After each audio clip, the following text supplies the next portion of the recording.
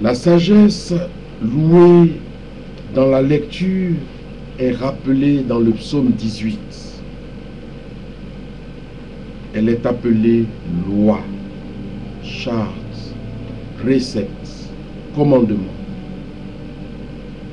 Si déjà dans l'Ancien Testament, ces mots désignaient moins un système juridique que la parole de Dieu, combien plus exprime-t-il notre attachement à l'Évangile? La charte du ressuscité, plus savoureuse que le miel. Oui Seigneur, j'aime tes préceptes. Ils réjouissent le cœur, ils clarifient mon regard. 7e lecture. Ézéchiel, chapitre 36, versets 16 à 17, 18 à 28. Le cœur nouveau et l'esprit nouveau. Les 4 dernières lectures sont étroitement parentes. Toutes elles gravitent autour du thème de la Nouvelle Alliance, dont les premières lectures avaient déroulé les étapes préparatoires. De ces dernières lectures, la 7e est assurément la plus belle. Un début sombre. Les gens d'Israël souillaient leur pays par leur conduite et par toutes leurs actions idolâtres. Alors ils durent en porter des conséquences. Ils ont été disséminés dans les pays étrangers, déportés. Nous n'avons pas fait mieux. Nous aussi, nous avons couru les petits dieux et les gros, l'argent, le pouvoir, l'amour irresponsable. Nous nous sommes distancés de Dieu. Ils ne méritaient pas que Dieu s'occupât encore d'eux. Ce n'est pas pour eux que je vais agir, mais pour mon saint nom, parce que je ne suis pas comme vous. Je suis saint, différent, tout autre.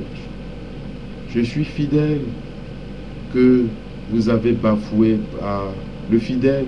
Je suis le fidèle que vous avez bafoué par nos trahisons.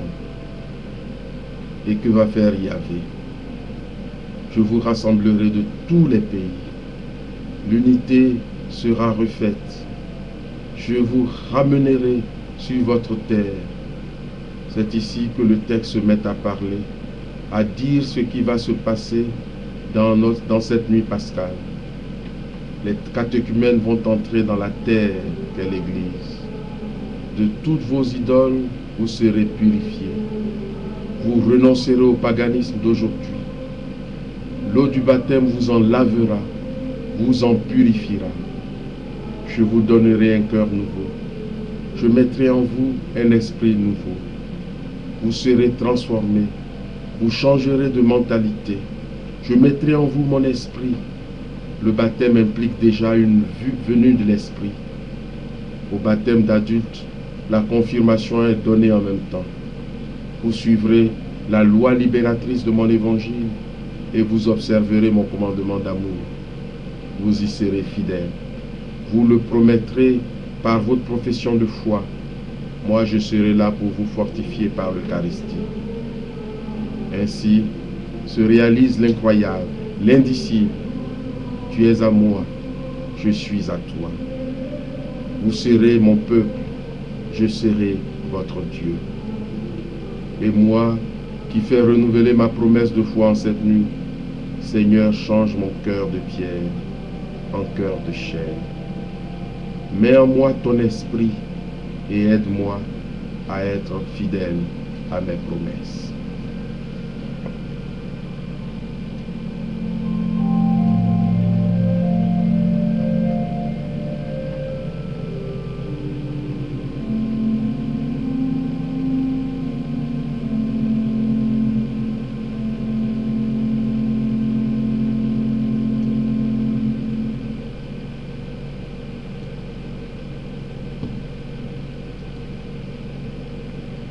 Le psaume 50.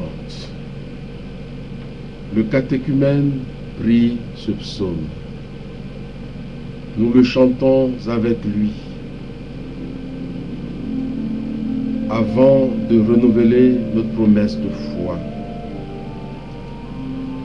Crée, renouvelle, raffermis. Seigneur, fais en moi une nouvelle création. Ôte mon cœur de pierre. Crée en moi un cœur pur. Rends-moi la joie d'être sauvé, libéré de mes chaînes. Moi, au cœur si hésitant, qu'un esprit généreux me soutienne. À mon tour, j'enseignerai tes chemins, ton évangile aux égarés, à ceux qui cherchent.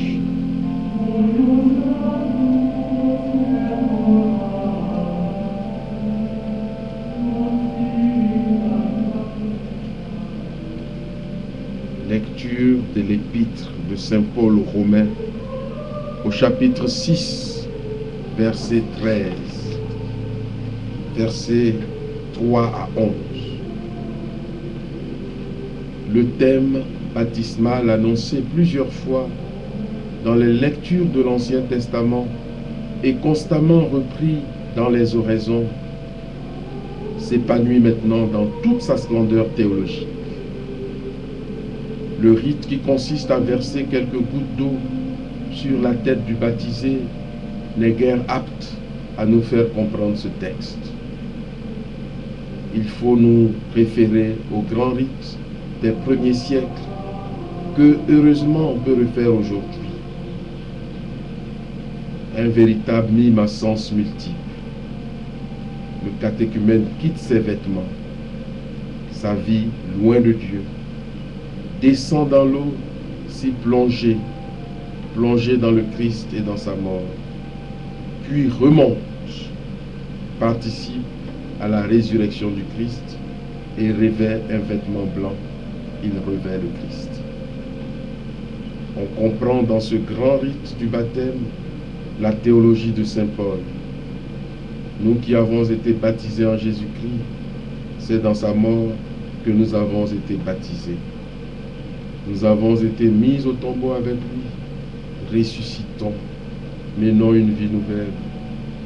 De même que le Christ est ressuscité, nous qui avons été mis au tombeau avec lui, ressuscitons, menons une vie nouvelle. De même que le Christ est ressuscité des morts. Cette Pâques, ce passage de la mort spirituelle à une vie de fils, de fille de Dieu, cet anoblissement sans pareil est aussi un appel.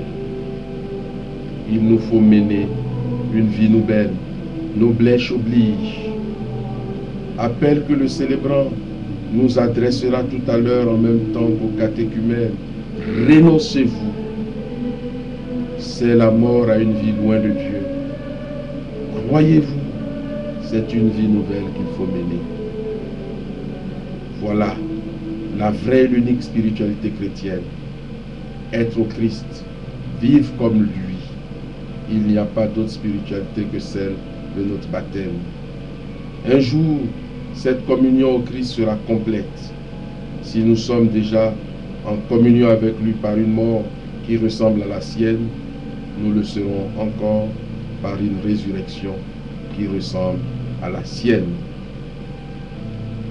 Ressuscité des morts, le Christ ne meurt plus, il est vivant.